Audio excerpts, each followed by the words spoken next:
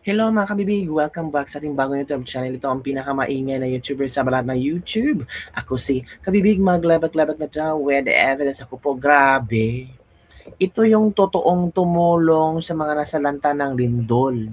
Ito yung totoong serbisyo mga kabibig. Grabe, dinumog si Senator Camille Villar at Senator Ruben Padilla sa Sarangani. Kasi namimigay sila ng tulong. Walang sumigaw na lumayas kayo, walang sumigaw na maletagang, as in hindi sila pinagtatawanan, kundi dinumog talaga sila ng maraming tao at nagpapasalamat sila sa maraming ang mga tao kay Senator Camille Villar at Senator Robin Padilla. Hindi lang kay Senator Villar at Senator Padilla, pati Senator Bongo Kabibig magpunta doon, tumulong din.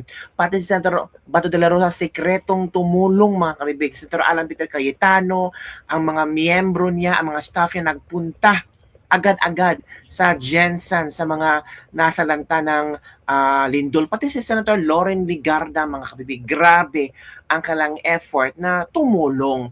Hindi lang nagpunta doon para mag-photo op, hindi lang nagpunta doon para magkita si Boji D at si Kiwin Gatsuyan tapos mag-photo op, mag-share, handshake. Nako, sabi ng iba, pakitang tao. Hindi ba sila nahiya? Gagamitin nila ang mga tao, ang mga nasalanta ng lindol, ang mga naghihirap, ang mga gutom, para lang sa kanilang kadramahan at kaipalan. At doon talaga sila nagkita sa sa lugar na kung saan marami ang naghinagpis, marami ang umiiyak, gutom, nangangailangan ng tulong gobyerno. Anong klaseng drama ito? Kumpara kina Senator Camille Villar, Senator Ben Padilla, Senator Loren Ligarda, Senator Bongo, Senator Alan Peter Cayetano, at Senator Bato de la Rosa, sino-sino man, talagang automatic pumunta sila sa mga tao. Walang pa press con, walang pa interview, walang kasamang media, kundi sariling phone nila, ang ibang tao din binidyohan sila na talagang ramdam mo na tumutulong sila, hindi pakitang tao. Ito kabibig ha, kung sabihin nyo naman, ano kabibig, fake news ka naman, ito kabibig. Ito Senator Ben Padilla yan. Yan sa mga Muslim brothers and sisters namin pumunta siya. Nagtungo sa mga bulubunduking lugar. Ito yung totoong serbisyo. Hindi ito kaipalan. 'Di ba? Yan kasama si Romel Padilla. Ito yung totoong tumutulong. Ito yung alam niya na talagang kailangan kausapin ang mga taong nangangailangan ng tulong. O tingnan mo, may evacuation site to or mga lugar na kung saan ang mga tao ay, naghihirap. 'Di ba? 'yun. Napuntahan ba yan ni na Win Gatchalian group? Hindi. Tapos sabihin yung paepal, hindi yan paepal, yan ang totoong serbisyo.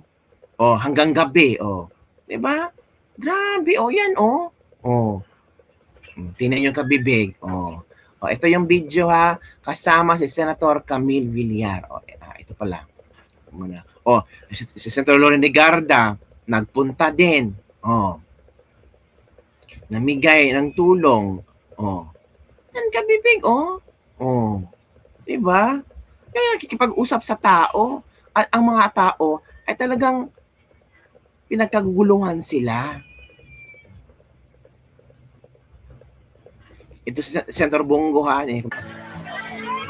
Ito yung Senator Bongo naiyak si Senator Bongo. 'Di ba?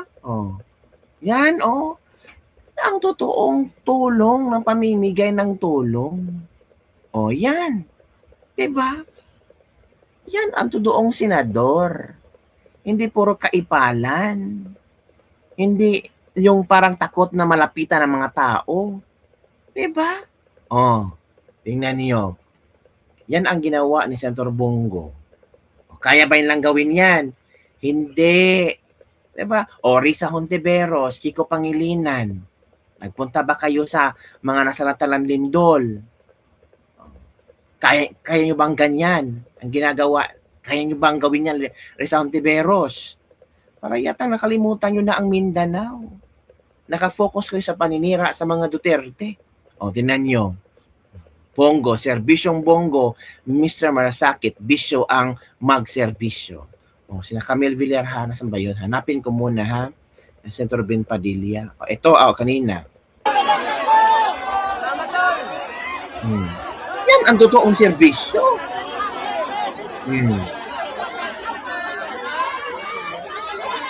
Ito po ang mga dala-dala ni Camille Villar. Senadora Camille Villar. Dala ni Camille Villar. Nandiyan si Camille Villar. Isang truck po ang dala-dala. Isang truck ang dala. Duterte. Duterte. Ayan po, Tol. Salamat po. natin yung sir. Tingnan nyo. Salamat po. Solid po tayo. Ang serbisyo ka, bibig. Opo, ayan po. Kabalik ang Duterte. Amin. Opo. Ayan po.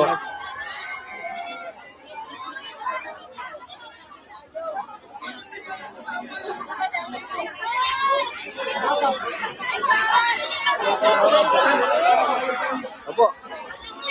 Mami, isang truck. Ang gaya ni Camille Villar. Nakita nyo po. Nandito po ang ating mahal na senadora. Opo, talagang. Opo.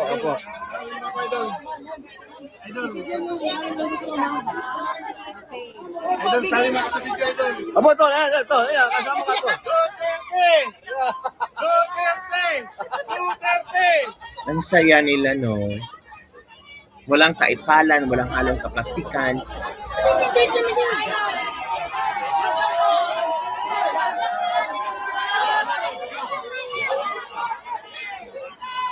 Dala po isang bigas. Tubig. Yan pong tubig, ang pinaka-importante. Yan po. Galing. Opo. Ito pa kabibig, hahanapin pa natin yung ibang video, ha? Nasaan pa? Ito, Ka-live ako. Hindi ako.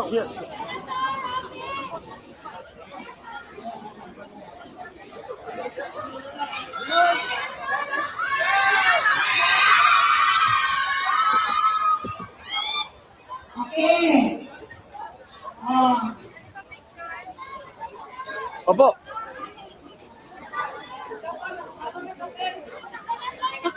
Salamat po, Apuan. Salamat natin si Mayora.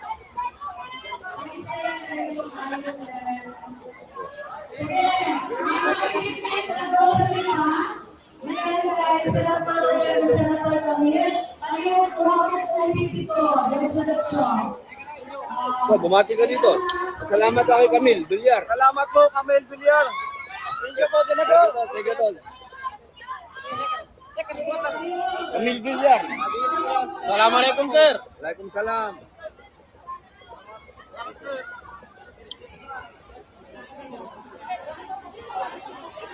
Ay, salamat, sister. Gwapo mo. Thank you po. ang gwapo mo.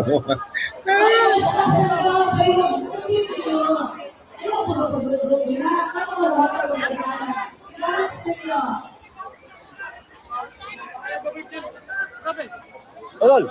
Waalaikumsalam, brother. Picture kami, sir. Pasalamat tayo kay Camille Villar muna. Salamat na. Camille Villar. Saka kay Mark.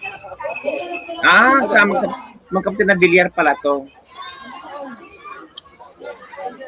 Salamat, brother, ha. Opo. Apuan, brother. Assalamualaikum.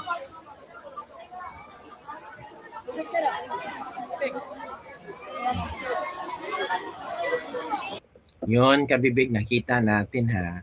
Ang ginawa ni na Senator Ben Padilla at Camille Villar. Grabe. As in super. Ito, ha.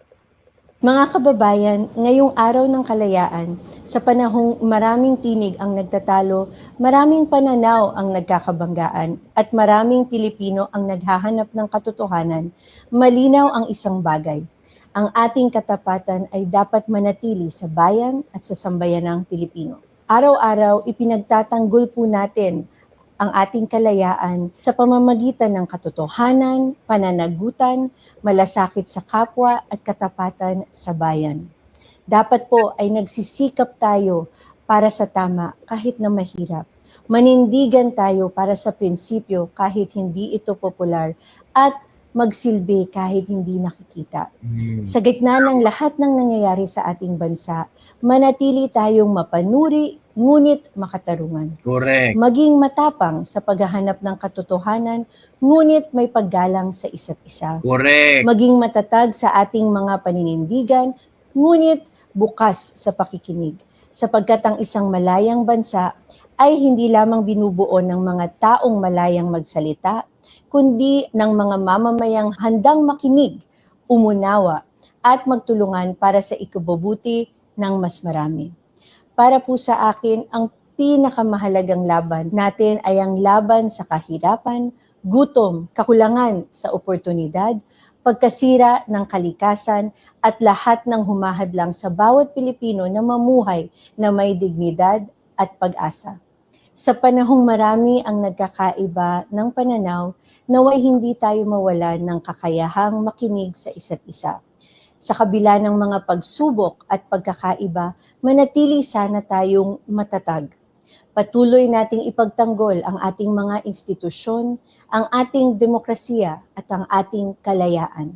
Huwag nating hayaang manaig ang galit at kasakiman kaysa pagmamahal sa bayan o ang pagkakahati kaysa sa pagkakaisa.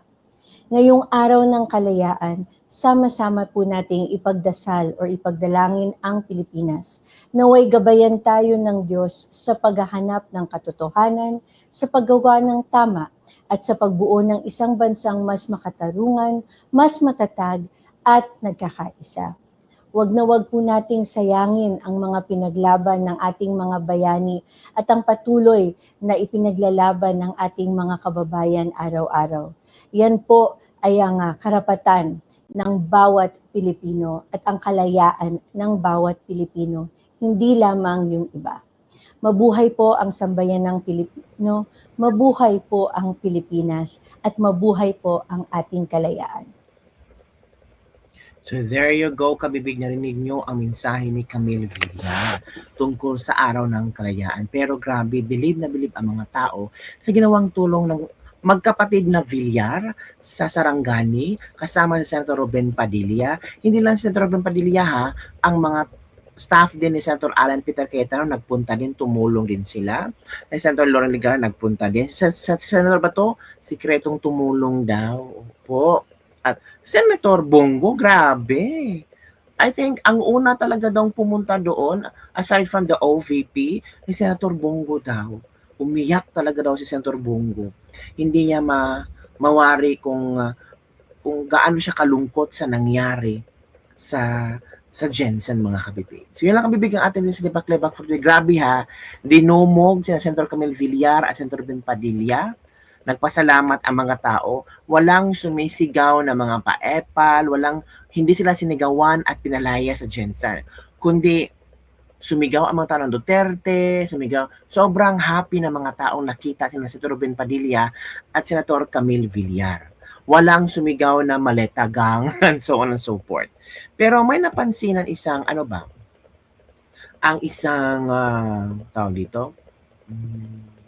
ang isang newscaster sa ginawa ng Gatchalian Block. Ano bang ginawa nila? Ito kabibig ha. Ito yung komento niya.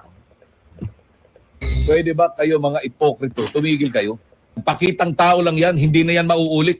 Naku, pupusta ako. Puro kayo mga plastic. Mariosip talaga. Idodonate na mga senador na bahagi ng new majority. May majority ba? In the first place, do we have a majority? Sige nga. Basahin nga uli natin ang nakakarimarim itong nakakahiya sapagkat alam natin ang majority 13, 12 lang sila. Paano sila naging new majority? Ronnie Ramos, 12-12. Mariusip talaga, oo. Meron man dyan sa Senado, iisa lang ang gumagawa ng ganyan. Si Bongo, na walang ginawa kung hindi umalalay sa mga naapektuhan ng anumang uri ng kalamidad. Kayo?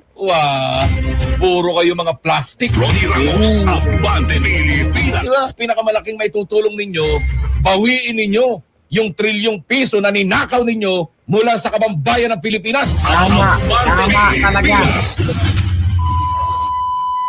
Tama, kabibig ang sinabi ni Mr. Ronnie.